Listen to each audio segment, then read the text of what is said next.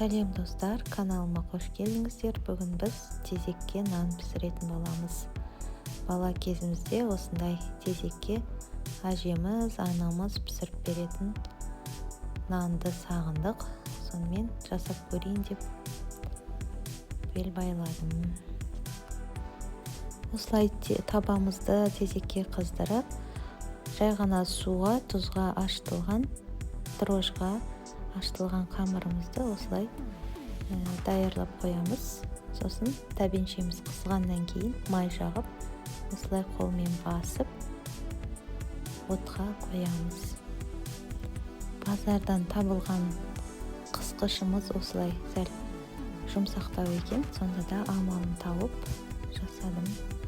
Осылай шоқты астына үгітіп қойып, үстіне тәбеншемізді қоямыз.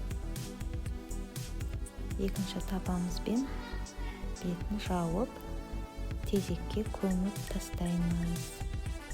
Арасында ашып, бір шетін ашып қарап тұрып, осылай әдемі болып қызарып піскенше күтеміз.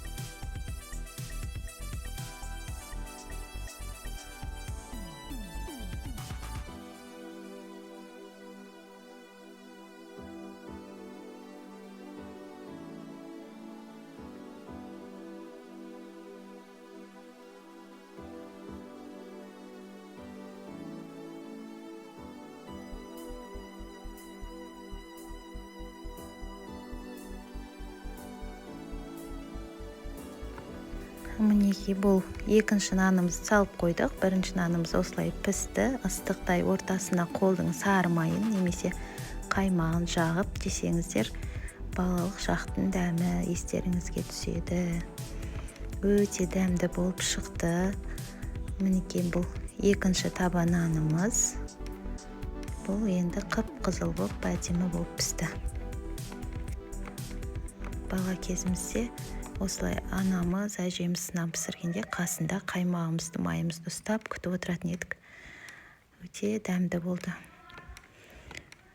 Үйлеріңізде таба болса, осылай балалық шақтың дәмін еске түсіріп, таба нан пісіріп жеңіздер. Өте дәмді болды.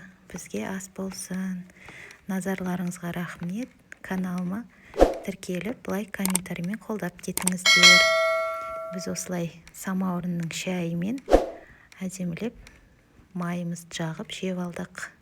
Назарларыңызға рахмет.